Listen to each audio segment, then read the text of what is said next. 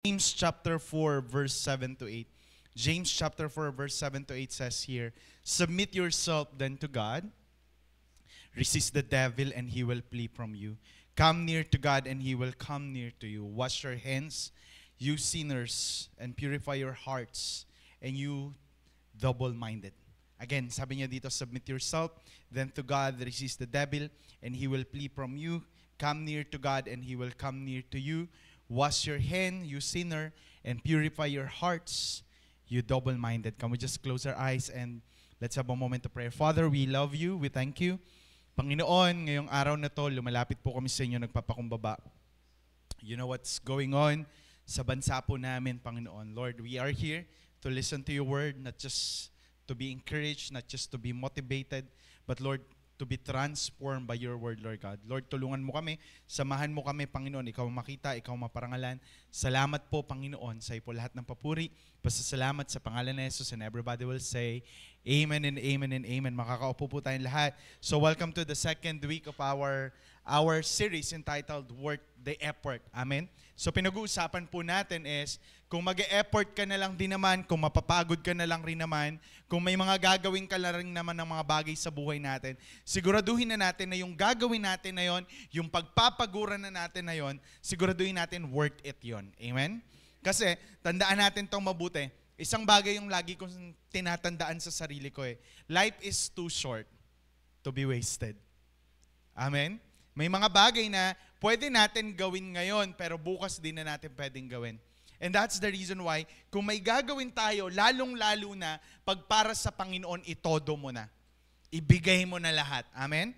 So let me just give you a background about the passage that we have read a while ago. So si James ay kapatid, itong James na to ay half-brother of Jesus.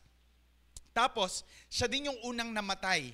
Siya yung unang namatay second na namatay para sa Panginoon. He was the first pastor who built the community inside Jerusalem that time. So sinasabi ni James, itong sulat ni James na to, hindi siya tulad ni Paul na ina-address niya like Philippians, Corinthians, hindi niya ina-address doon. Ina-address ito ni James sa lahat ng mga mananampalataya ni Lord everywhere around the world. Amen. Mula noon hanggang ngayon. Ang tanong ko dito, sino dito nananampalataya ka kay Lord? Amen. Ibig sabihin, you are the recipient of this letter. We are the recipient of this letter. Are you ready? Sabi ni James, submit yourself then to God. Tandaan mo tong mabuti. Kung magpapasakop tayo, unang-unang sa lahat sa Diyos. Hello? Dahil pag nagpasakop tayo sa Panginoon, pag sinasabi sa atin, malalaman mo na nagpapasakop ka sa Panginoon. Bakit? Kasi sabi ni James, you can resist the devil and the devil will flee from you. Ibig sabihin daw, malalaman mo na nagpapasakop tayo sa Diyos kasi hindi ka didemonyohin ng demonyo. Are you still here? Hindi ka didemonyohin ng demonyo. Hindi ako nagmumura ha. Binabasa ko lang po dito. Sabi niya, the devil, you can resist the devil and the devil will flee from you. Kung nagpapasakop daw tayo sa Panginoon, lalayuan tayo ng demonyo. But listen to me, when we don't submit to God, we are close to the devil. Are you still here? Are you getting my point? Nang sinasabi, malalaman natin na nagpapasakop tayo sa Panginoon because we can resist the devil. And the moment we resist the devil will flee from us. Nang sinasabi, ang unang dahilan para magpasakop tayo sa Panginoon kasi nagtitiwala tayo sa Diyos. So ibig sabihin, without trusting the Lord, it's so hard for us to submit to God. And that's the reason why the more we trust God, the closer we'll let Him get to us. Na kapag matindi daw yung pagtitiwala natin sa Diyos, matindi rin yung pagpapasakop natin sa Diyos. At kapag matindi yung pagpapasakop natin sa Diyos, mas malapit ang Diyos sa ating lahat. I'm not saying na si Lord lalapit sa atin or di tayo lalapitan ni Lord, but God is waiting for us. You know the story of prodigal son? Diba? Ang sabi dun sa prodigal son, babalik na lang nga ako. Pero pagbalik niya dun sa tatay niya, nandun na yung tatay niya, matagal na siyang hinihintay. And that's the reason why when we do some effort na, kailangan ko magtiwala sa Panginoon, kailangan kong lumapit sa Panginoon. Listen to me, nandun na si Lord, matagal na siyang naghihintay sa ating lahat. Are you still here? Dalawang service lang kasi tayo so so kailangan, itodo na natin. Baka mamaya po kasi, di natin alam kung anong mangyari mamaya, pero tingnan natin itong mabuti. Nang sinasabi sa atin, ang pagtitiwala sa Diyos, ang matinding pagtitiwala sa Panginoon, ang maglalapit sa atin, ang magiging dahilan para magpasakop tayo. Why? Because you cannot be intimate to God if you don't trust Him. Hindi mo pwede sabihin, Lord, nagpapasakop ako sa iyo, tapos hindi ka nagtitiwala kay Lord. Are you still with me? If you don't trust the people, hindi ka magiging close sa Kanya. Kung hindi ka nagtitiwala sa akin, hindi ka magiging close sa akin. At kung hindi ako nagtitiwala sa iyo, hindi tayo magiging close. Hello? Kaya sinasabi sa atin, the more we put our trust on God, the more we put everything in the hands of God. Ibig sabihin, nagtitiwala tayo and then we can submit to God freely. Are you still here? And in that way, mas malapit tayo sa Diyos at malayo tayo sa demonyo. Pero kapag kulang tayo sa pagtitiwala sa Panginoon, baka malapit tayo sa katabi mo.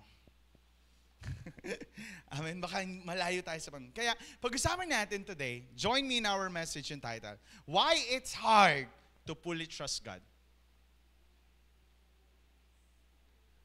Are you still with me? Why it's so hard? Why it's hard? We can say, Lord, I trust you. Pero bakit may mga pagkakataon sa buhay natin na wala yung tiwala natin kay Lord? Grabe naman, ang tahimik naman natin ngayong umaga na to. Bakit kaya? Bakit kaya?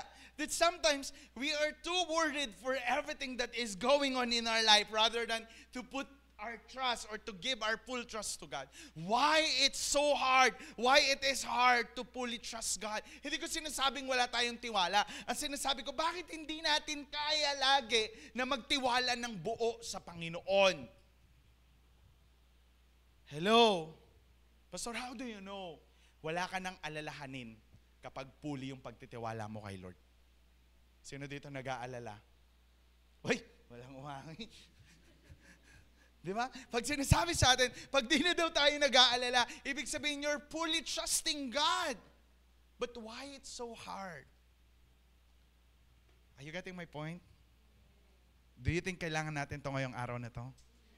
Kaninang umaga, pinag-usapan ko, sabi ko, parang palitan ko yata yung preaching ko kasi parang itapat natin sa bagyo.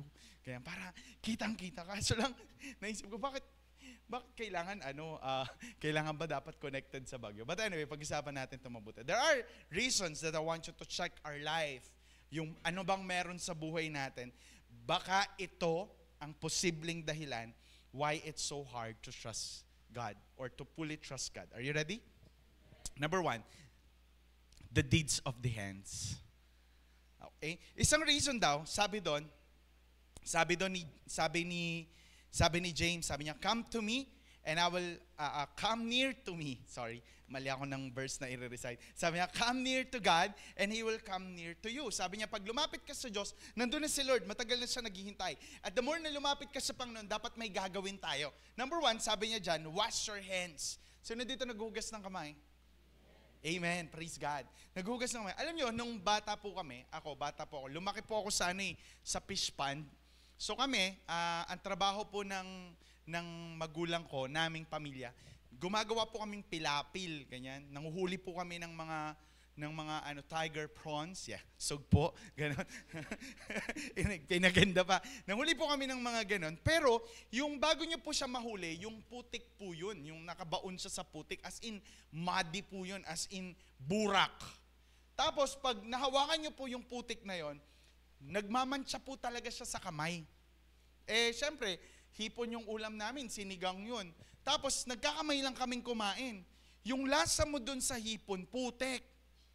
Kasi yung stain, yung mancha at saka yung baho ng putik pambira 1 linggo bago mawala. Are you still with me? Tapos alam mo namang wala ka sa putikan pero amoy putik ka. Kasi the stain, nandun siya, hindi siya matanggal. Siguro it takes 1 week para mabura yung mancha ng putik na yon. Kahit anong gamitin na namin, ginamit na namin kalamansi, Clorox, lahat, wala, hindi siya matanggal. Kailangan nandun siya within a week. So imagine mo, within a week, kumakain ka, wala ka naman sa putikan, pero feeling mo, kumakain ka ng putik. But kito sinasabi, that sometimes, sabi ni James dito, wash your hands. This is actually the cleansing ceremony. Na bago sila lumapit sa Panginoon, in their culture, in the Jewish culture or Christian, they are familiar in the idea na before they went to the temple, before they went to worship the Lord, they need to wash their hands. That's their ritual showing signifying their purity and devotion to God. So mapapansin niyo sa temple nila, may mga tubigan dyan sa labas. Tapos naguhugas sila hanggang dito sa balikat. Tapos dito sa paa. That signifies their devotion to God.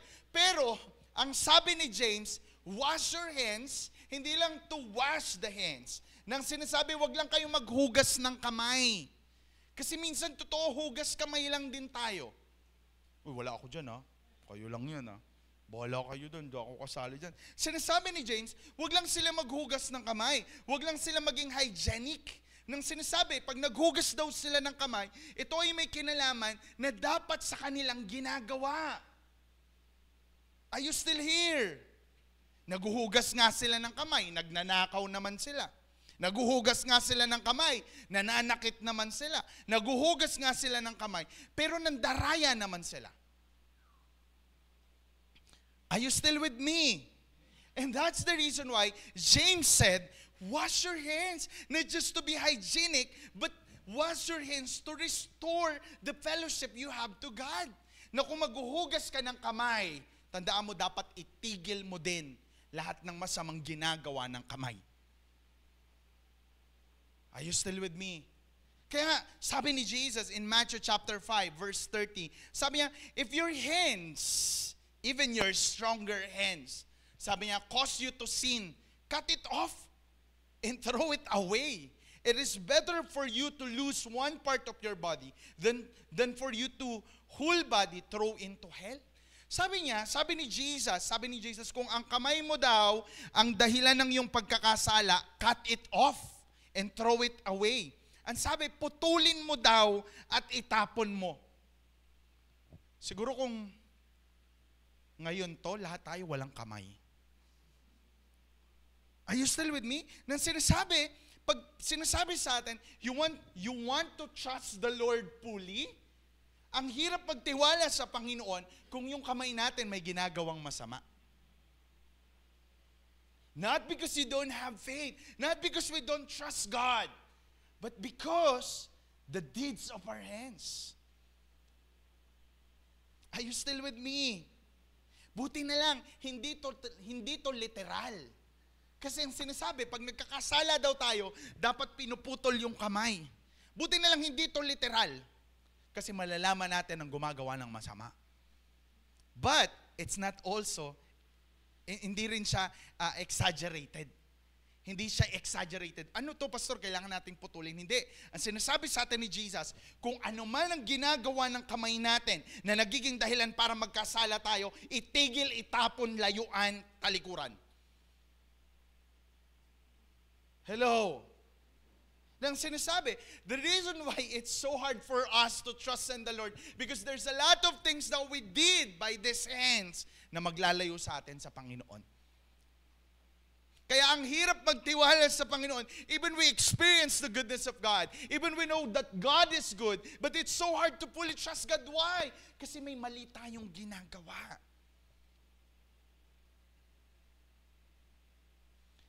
Hello? Kaya nga sinasabi sa atin, kahit ano pa yan, it's not exaggerated. Kahit ano pa yan, kahit sino pa yan, kapag yan ang kasalanan, dapat iwanan, dapat itapon, dapat layuan, cut it off and throw it away. Hello? Isaiah chapter 1 verse 16 says, wash yourself and be clean. Get your sin out of my sight, sabi ng Panginoon. Give up your evil ways. Mag-e-effort na lang din naman tayong magtiwala sa Panginoon. Mag-e-effort na lang din naman tayong lumapit sa Panginoon. Tandaan natin itong mabuti. Mag-effort na tayong bitawan ng mga bagay na nagiging dahilan para mas lalo tayong magtiwala sa Panginoon. Let me just put it in this way. It's okay to raise your hands in the church. Amen? We can raise our hands when we worship the Lord. Thank you, Lord. I have decided to follow you. But you know, that raising hands is nonsense when we still do bad things upon these hands that we have.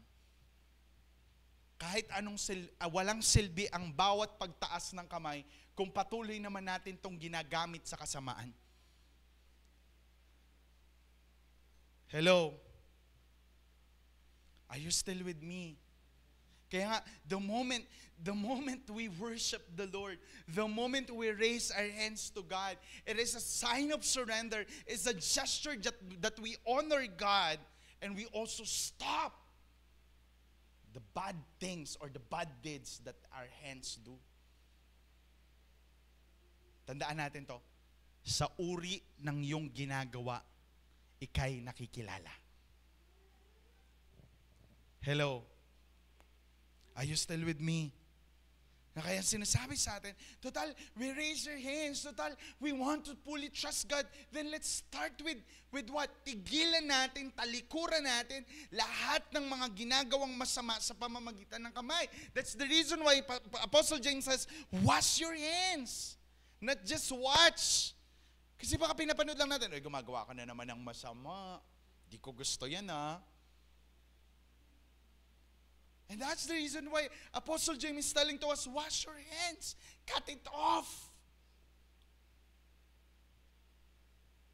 Hello?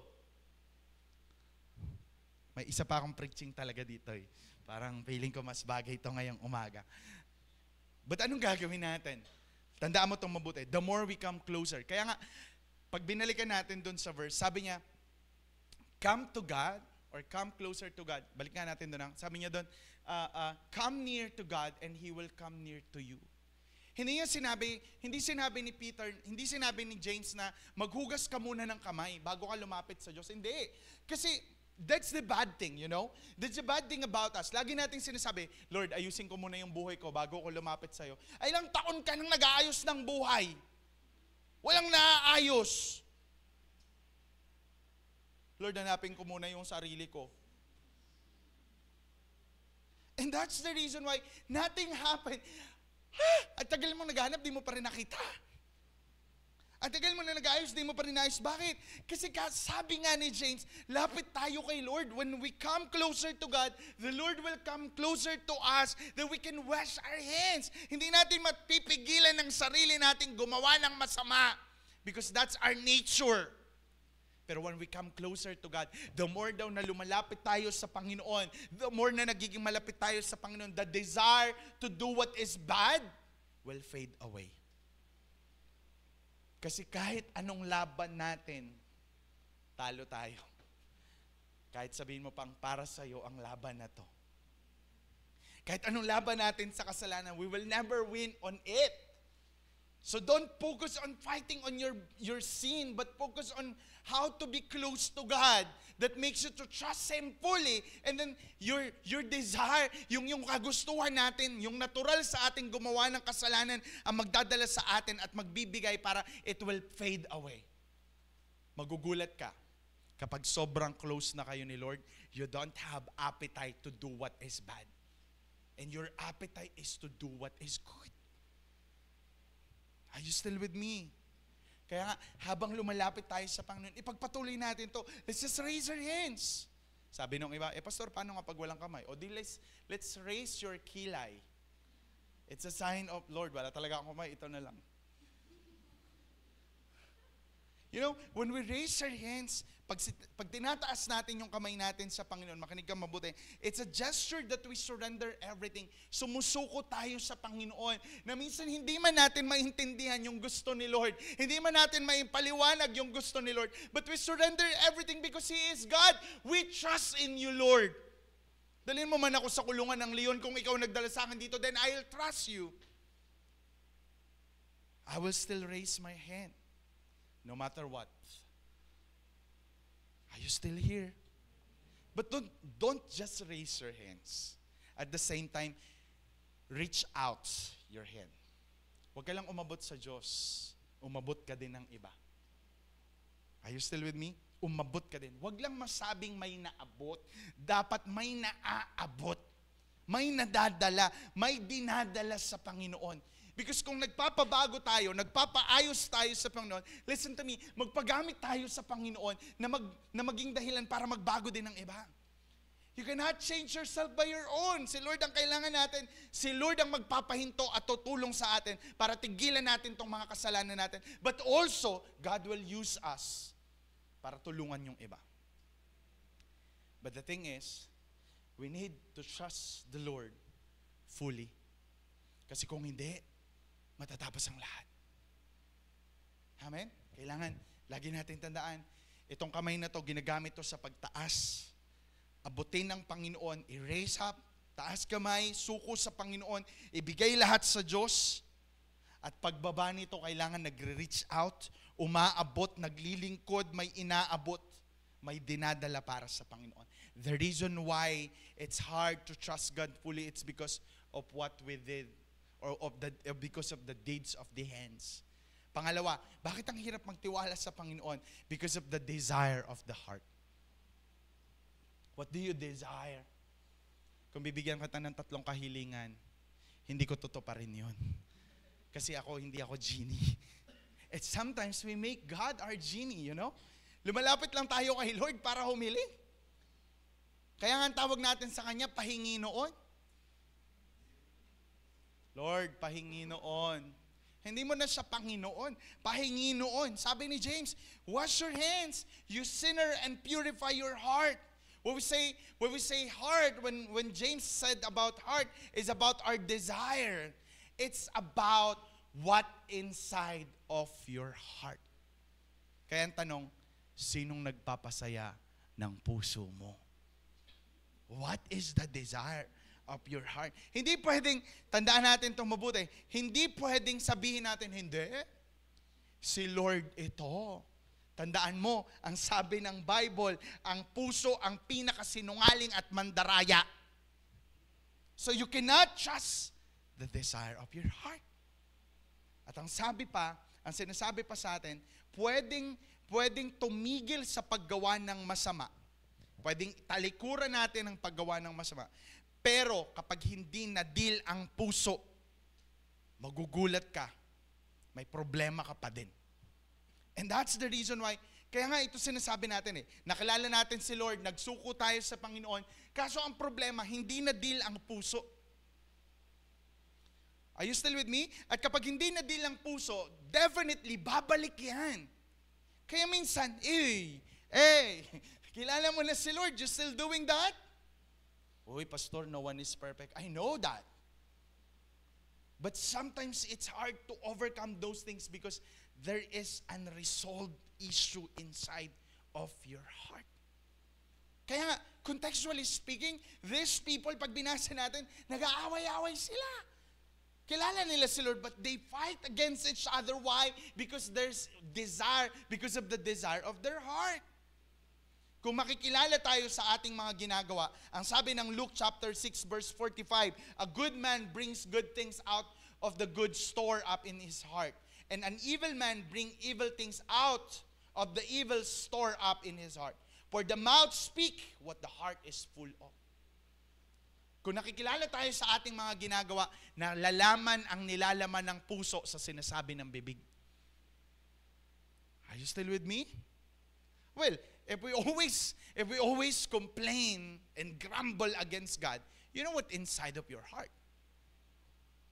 And that's the reason why, teka lang, medyo mataas. That's the reason why it's so hard to trust in the Lord. Why? Why? Medyo, sound check. So sinasabi sa atin, that's the reason why it's hard to fully trust the Lord kasi may issue tayo sa loob ng puso natin. Hello? Why? There is the desire of our heart that sometimes it's against to what God's want for us. Lord, hindi kasi yan yung pangarap ko. And that's the reason why it's hard to trust in the Lord. Kasi may battle inside of us. Are you still with me? Kaya nga, mga kapatid, pwedeng kilala na natin si Lord. Huminto tayo sa paggawa ng masama. Pero later on, nagkakaproblema tayo because pag hindi na-deal ang nasa puso, lalabas ito. Are you still here? Kaya sabi ni James is clear about this. Purify your heart. The Lord come near, closer to God, and the Lord will come to us. Then wash your hand, then purify your heart. Total, lalapit na lang rin naman tayo sa Panginoon. Total, maglilingkod na lang din naman tayo sa Panginoon. Total, mahal na lang rin naman natin si Lord. Ipaayos na natin yung puso natin. Ipaayos mo na yung puso natin. Paano natin to ipapaayos? Paano ko masisigurado na hindi maayos ang puso ko? Your response to the Word of God will reveal what kind of heart do you have. Ang pagsagot natin, ang pag-response natin, kung may nag-preach ng word ni Lord, yung response mo dun sa preaching na yon, sa word ni Lord na yon, magpapakita kung anong laman ng puso mo. You know, in Matthew chapter 13, may apat na lugar or apat na uri ng puso ang sinasabi. That sometimes there's a lot of people nakinig sa salita ng Diyos, pero di nag-response. Are you still with me?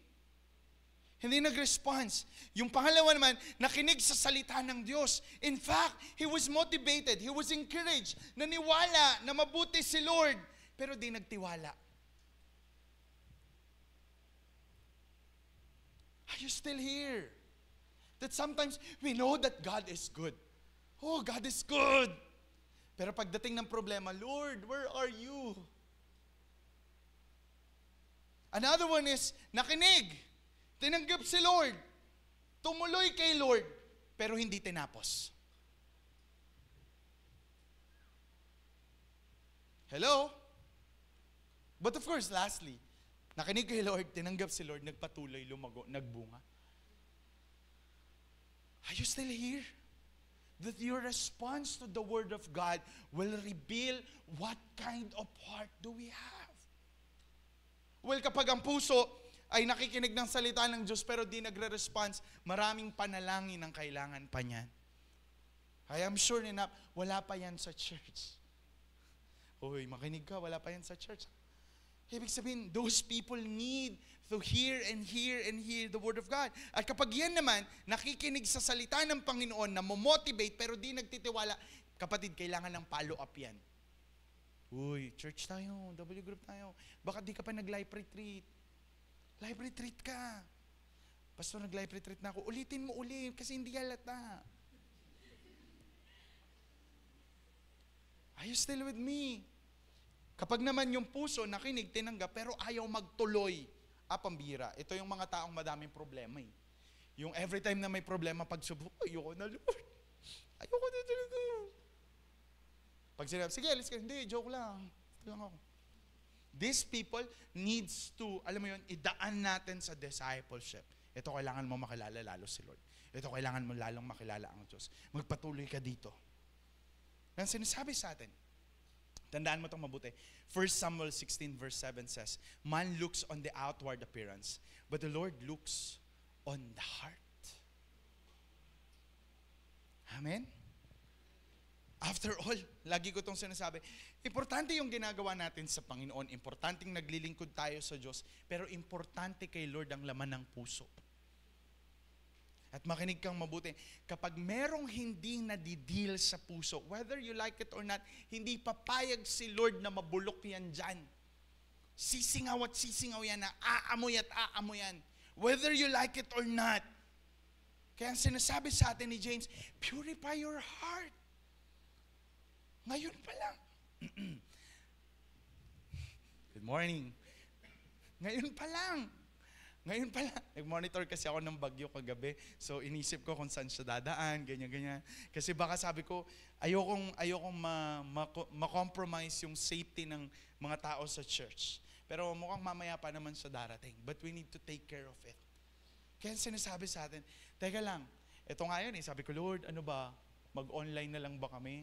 Ang tanong ko teka lang Lord, nagtitiwala ako sa'yo. Titiwala ako sa'yo, Lord. Mamatay kong mamatay.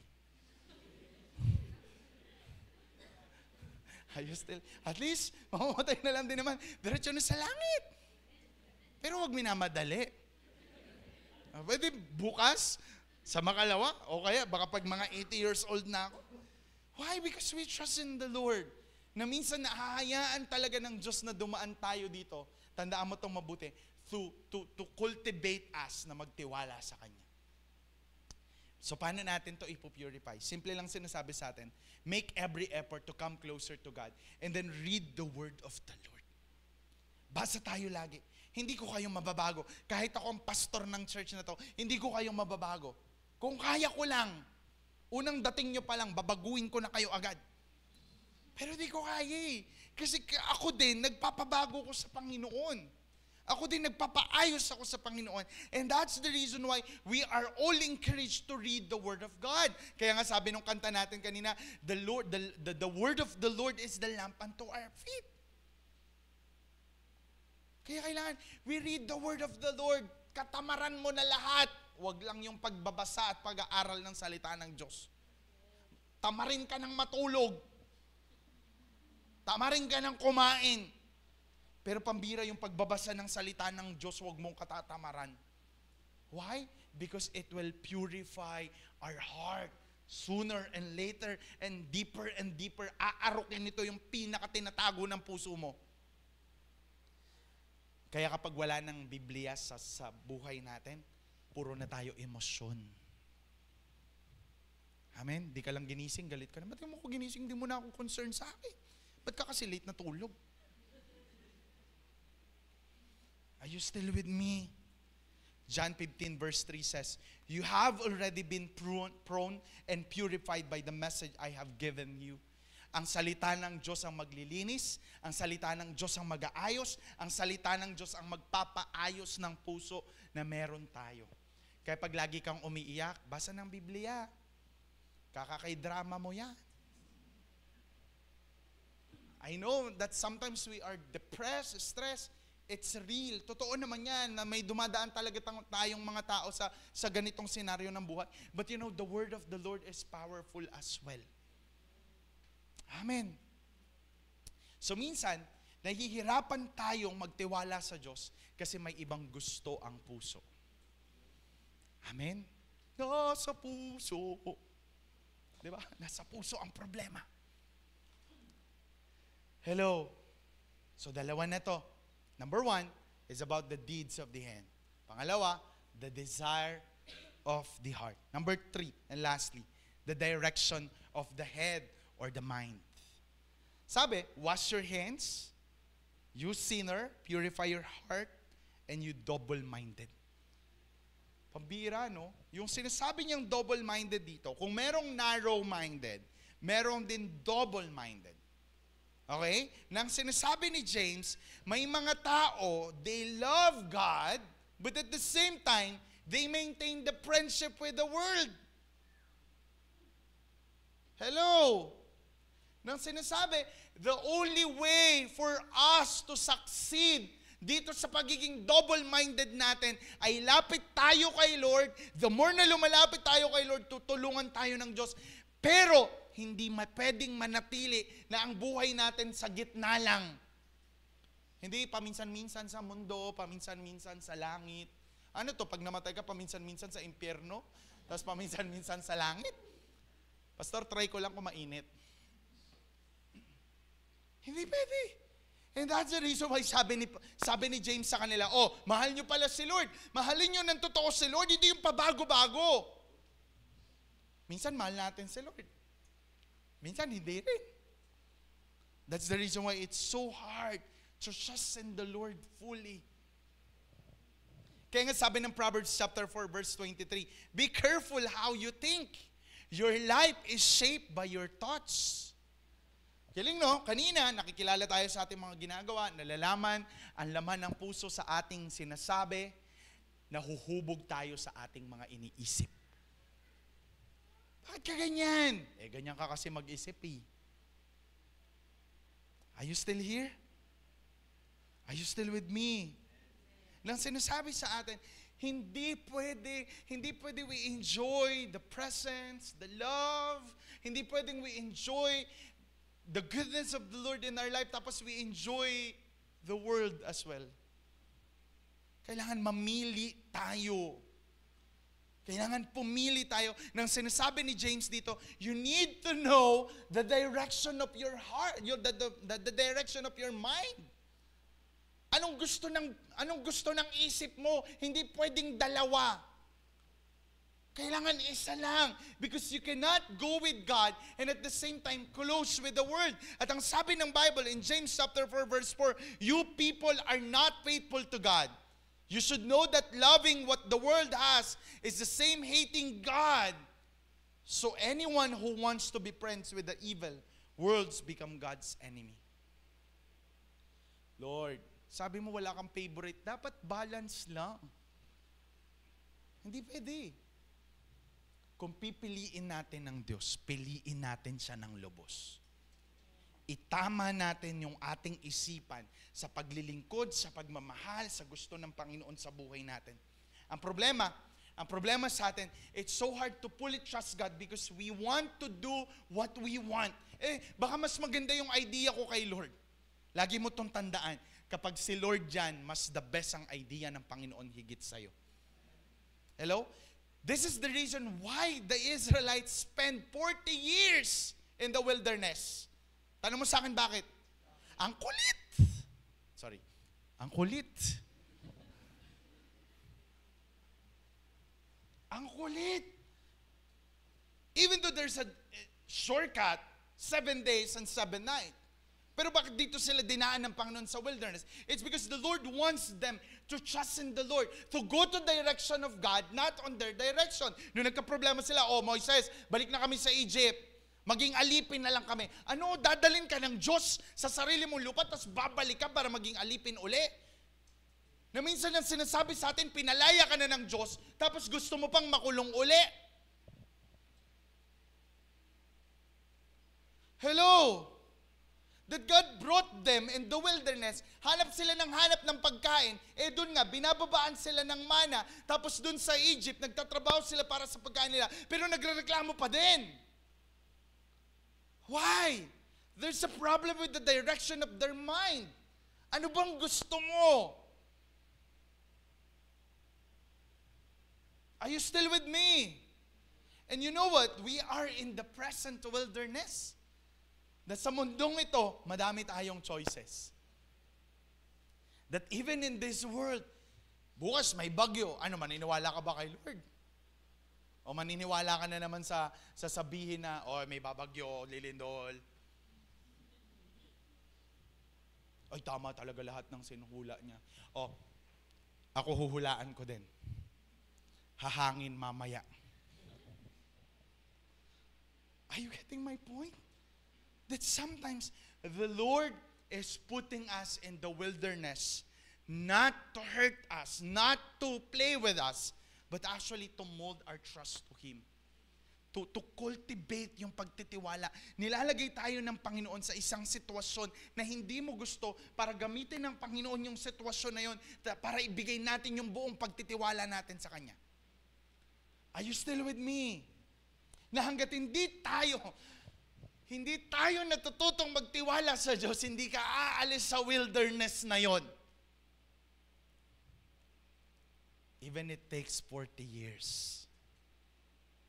Dahil mas mahalaga kay Lord ang ikakaayos mo kaysa sa gusto mong pagdaanan sa buhay.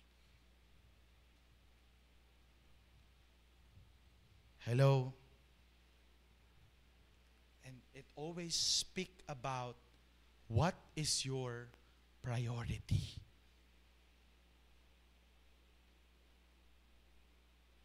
Amen. And that's the reason why it's so hard to trust fully in God. Bakit?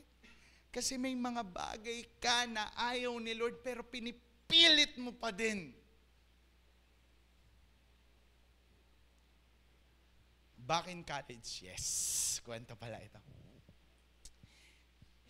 Nung nagka-college po ako, hindi ko ba alam?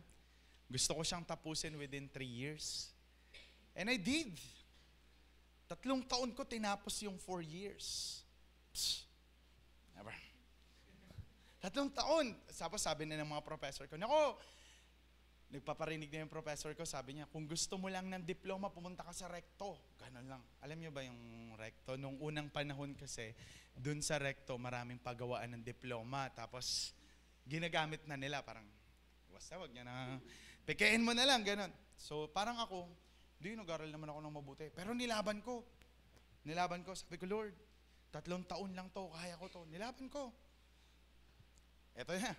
Diba, bago mag-graduation, i-check kung kamusta yung subject mo, kung okay ba lahat. So, chinek. Chinin. Hindi ako pwedeng graduate. Sakit ng loob ko.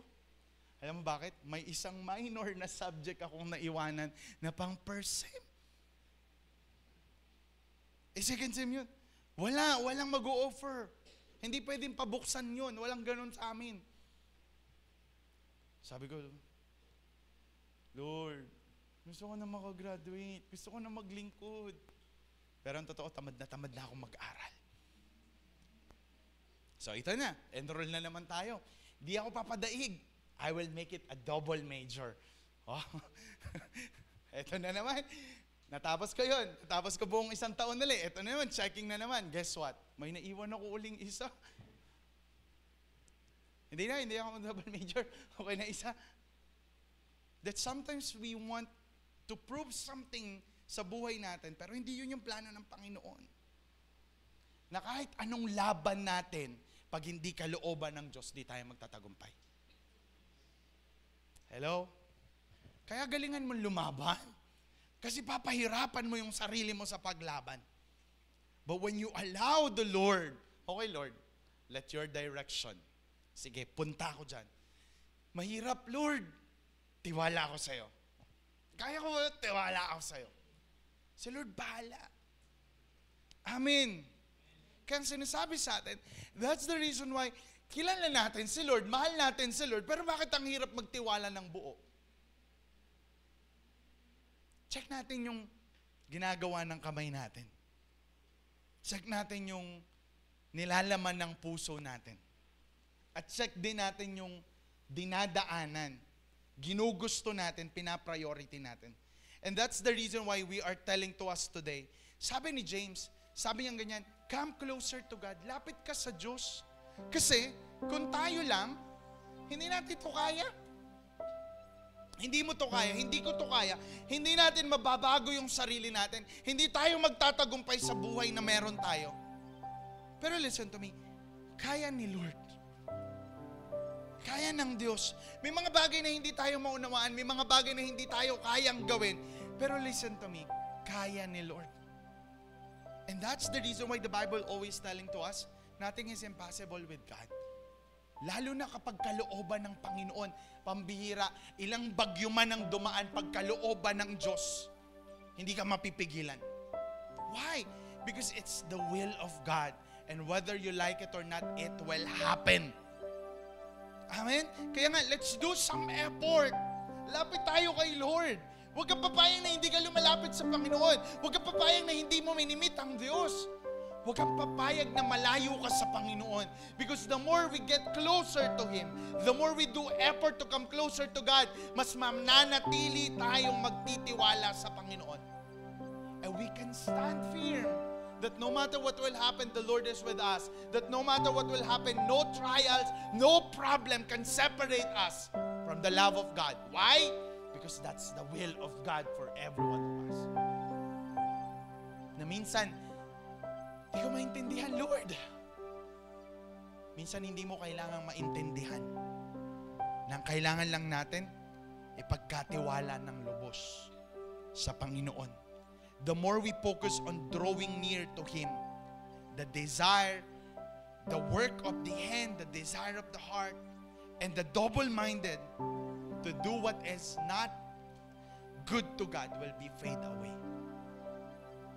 Pag mas malapit sa Diyos, mas malapit kay Lord, mas mahal, nagpapasakop, mas magtitiwala. At ang mga pangit na bagay ay maglalaho sa tulong ng Panginoon. Amen? This scenario that we have today, what happening in our country, pambihira, Lord. I was actually praying last night na ilang bagyo nang dumaan just this month. Just this month. There's a lot of typhoon na dumarating, and guess what? May parating pa uli. Parang, Lord, what do you want? Ano, buntot na lang kami? At lumangoy na lang kami? What do you want, Lord? Tumigil na lang kami? Huminto na lang kami? That there's a lot of our ko-Pilipino kababayan na hirap nang tumingin sa taas. Kasi laging nakatingin sa baha. Laging nakatingin sa mga bagay-bagay na meron sila. And I pray that in every situation ng buhay natin, kapatid, mahirapan ka man, masaktan ka man, pilitin mong iangat ang tingin mo sapagkat nandun ang tulong sa Panginoon. Sapagkat na kay Lord ang tulong na kailangan natin at wala nang iba. Hindi ko sinabing hindi tayo masasaktan. Hindi ko sinabing hindi tayo mahirapan. I'm not saying that we will never be disappointed of the thing that is going on to our life, to our nation, but always look up. Look above. Because the help that we have ay nasa Panginoon.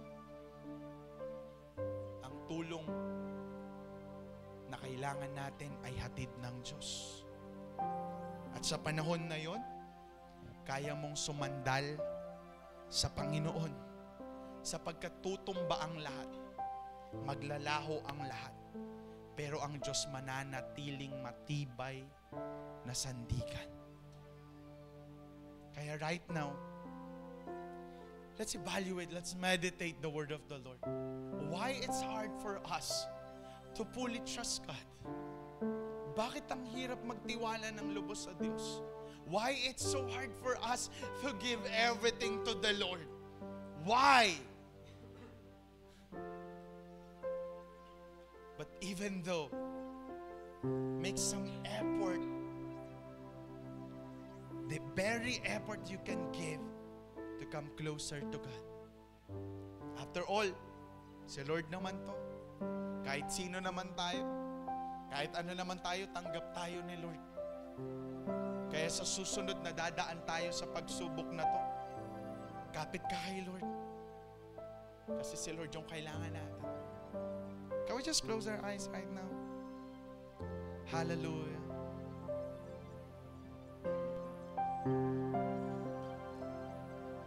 And this morning, as we respond to the message of the Lord, I want you to talk to God.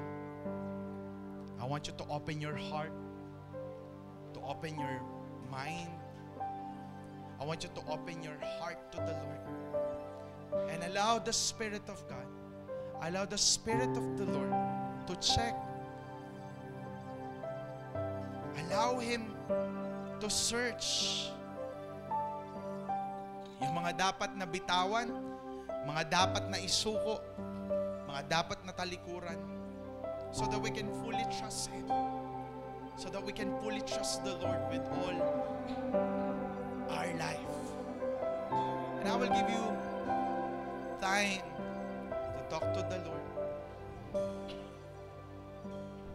Pipiliin ko ang magpuri sa iyo at magtiwala sa iyong kaparaanan. Maghihintay sa iyo, aking Panginoon, at kailan may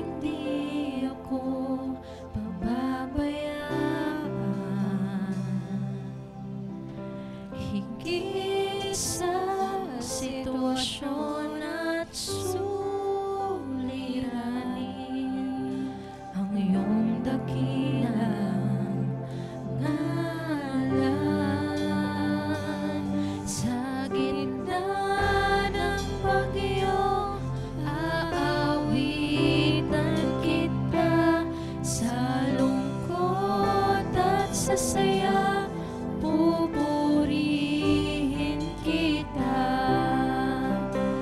Ikaw, O Diyos, ang matibay na sandigan. Pwede ba sa mga oras na to, tatayo tayong lahat? Can we just raise our hands to the Lord right now? Sa gitna ng bagyo, aawitan kita. Sa lungkot at sa saya, Come on, sing it to the pupurihin Lord. kita.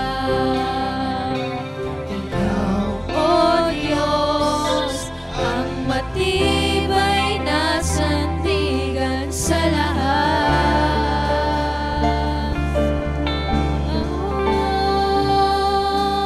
Sa gitna ng bagyo, aawitan kita. Sa lungkot at sa saya, pupurihin kita. Ikaw, O Diyos, ang matibay na sandigan sa lahat. Pwede mo ba itong sabihin sa Panginoon ngayong umaga?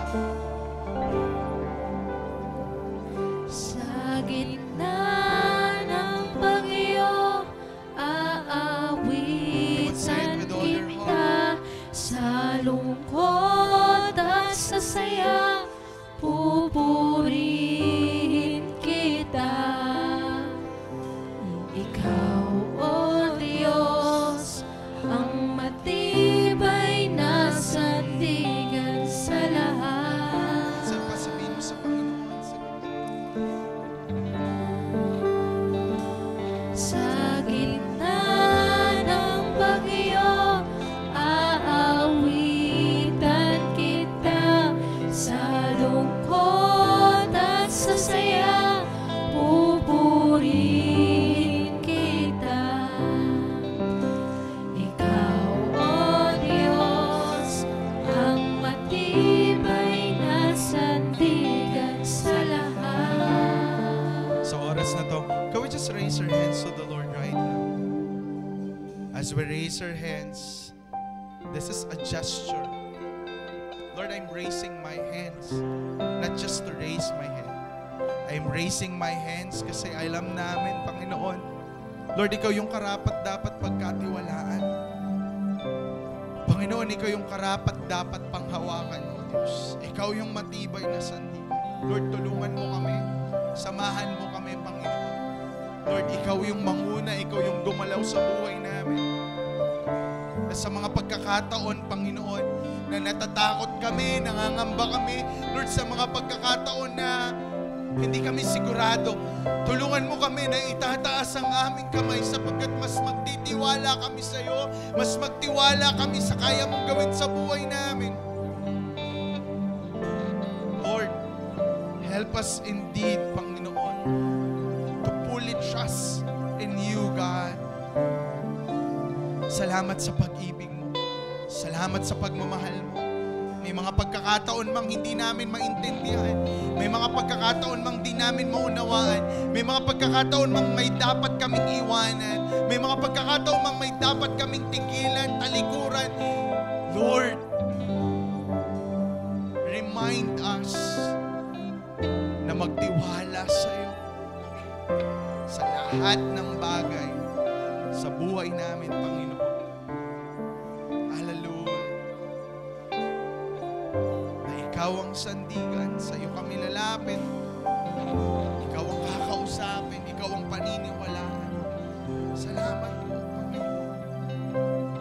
Hallelujah. Come on, pwede mo bang pasalamatan ng Panginoon? Pwede mo bang pasalamatan ng Diyos? Sa gitna ng bagyo, aawitan kita. Sa lungkot at sa saya, pupurihin kita. Ikaw, O Diyos, ang matibay na sandigan sa lahat.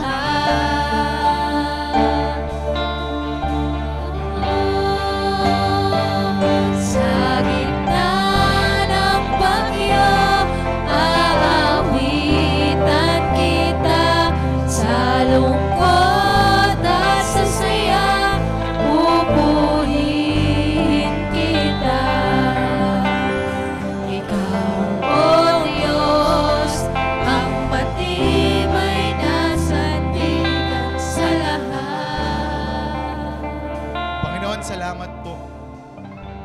Salamat po sa araw na to. Salamat po sa oras na to. Can we just, right now, can we just pray for our nation today? Pwede mo bang ipanalangin itong bansa na meron tayo? You love this nation. I know you love itong bansa na to. I know you are disappointed. I know you have a lot of questions. But you know, the right thing to do is to pray for this nation. Come on, you pray. I want you to render a prayer for our nation, especially today and tomorrow, sa haharapin ng bansa. Come on, you pray, you pray. Let's pray for our nation. Mahabag ka sa bansa namin, Panginoon. Patawarin mo ang bansa namin, O Diyos. Tulungan mo kami na sa lahat ng kakaharapin ng bansang ito, hindi kami yumuko, kundi tumingin kami sa iyo, Panginoon. Tulungan mo yung mga kapwa namin Pilipino na hindi sa baha at hindi sa pangamba tumingin, kundi sa iyo, Panginoon, na iangat ang aming mga paningin na may isang Diyos na handang kayang tumulong sa bansang ito, O Diyos. Lord, mahabag ka sa bansa namin, Panginoon. Mahusap ka sa mga pinuno ng bansang ito, O Diyos. Walang imposible sa iyo, Panginoon. Walang imposible sa iyo. May pag-asa pa ang bansang ito, Panginoon. At ikaw ang pag-asa, Panginoon, ng bansang ito. Hallelujah. Lord, pinagkakatiwala po namin sa iyo ang aming bansa, ang aming buhay, ang lahat tungkol sa amin. Lord, salamat. Salamat po sa mga gagawin niyo sa buhay namin. Salamat sa mga ituturo niyo sa buhay namin, Panginoon. Lord, salamat po. Sa iyo po lahat ng papuri. Sa iyo po lahat ng pasasalamat. Sa pangalan ng aming Panginoong Jesus. And everybody will say, Amen and Amen.